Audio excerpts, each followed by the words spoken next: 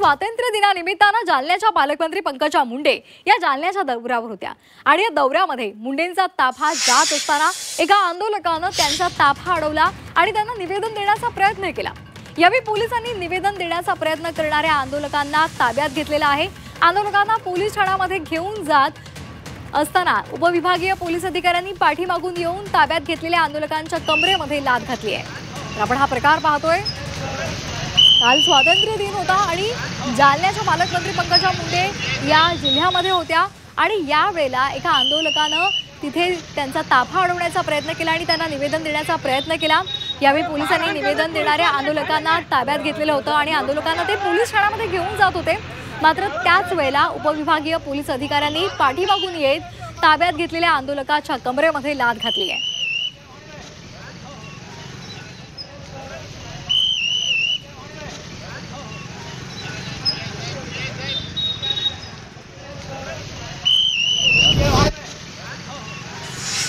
Police पैसा खा के गुनहगारों को पीछे डाल रही, चार बार पैसे खा के उनको ला रहे नहीं। चेके अभी चौपासी को बुलाया तो मेरे बाप को मारहान करे किरण चेके ने, पूरा पुलिस फोर्स हमारे यहाँ पे आ रहे हैं। बोले यहाँ का कानून खामगांव से चलेगा। अरे वर्ग कोणते इस पे कितने पैसे लिए कदीम पुलिस ने, ये उगड़ करो कितने पैसे खाए कदीम पुलिस स्टेशन। सिर्फ आरोपी को अटक करो और कोर्ट में हाजिर करो, बस मेरी इतनी मांग है।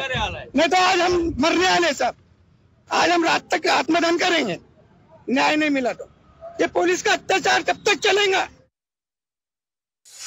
माझी एकच मागणी आहे, गुन्हेगारांवर गुन्हा दाखल झालेला आहे कदीम जालना पोलीस स्टेशन मध्ये, परंतु पैसे खाऊन पोलिसांनी आजपर्यंत कोणती कारवाई केलेली नाही। ते गुन्हेगारांना पाठीची घालते आहे आणि इथला एफआयआर खामगावला जाऊन दाखल करत आहे। कोणत्या आधारावर करत आहे? कोणता कायदा निघला आता नवीन असा की गुन्हेगारांच्या तावडीत आम्हाला पाठवायचं, तिथं दोष आरोप टाकून। नेमकी हेच मागणी आहे, गुन्हा दाखल झालेला आहे, आरोपींना त्यांनी न्यायालयात हजर करावं। आम्ही उपोषण सोडून तो आत्मदान करणार नाही। या संदर्भात पोलिसांनी काय प्रतिक्रिया दिली ती सुद्धा पाहूया। चौधरी म्हणून एक व्यक्ती आहे आणि त्याचे कुटुंबीय म्हणजे वडील आणि भाऊ साधारणपणे 1.5-2 वर्षापूर्वी त्याची पत्नी कौटुंबिक वादविवादामुळे निघून गेलेली आहे आणि तिने अमरावती जिल्ह्यात दुसरं लग्न केलेलं आहे। हा पूर्ण प्रकार त्या जिल्ह्यातला आहे। त्यांना वारंवार सांगू नये आमच्या ज्युरिडिक्शन मधला नाही असं सांगू नये आणि त्यांना योग्य ती कायदेशीर मदत करू नये। त्यांचा हट्ट आणि दुराग्रह काही संपत नाही की आम्ही त्यांना त्यांच्या पत्नीला आणून द्यावं। त्यामुळे ते सातत्याने उपोषणाला बसणे आणि आत्मदानासारखे आंदोलन करतात, असं प्रत्येक राष्ट्रीय सणाला ते करतात। कालही त्यांनी तसंच आम्हाला निवेदन दिलेलं होतं। आम्ही त्यांचं मतपरिवर्तन करण्याकरता त्यांच्या भावाला आणि वडिलांना पोलीस स्टेशनला आणलेलं होतं। पोलीस स्टेशनला सर्व कर्मचारी बंदोबस्तामध्ये निघून गेलेले आहेत, बिझी आहेत हे बघून पोलीस स्टेशनला उपलब्ध असलेल्या PSOशी त्यांनी वादावादी केली, झटापट केली, त्यांच्यावर अटॅक केला आणि ते तिथून निघून गेले।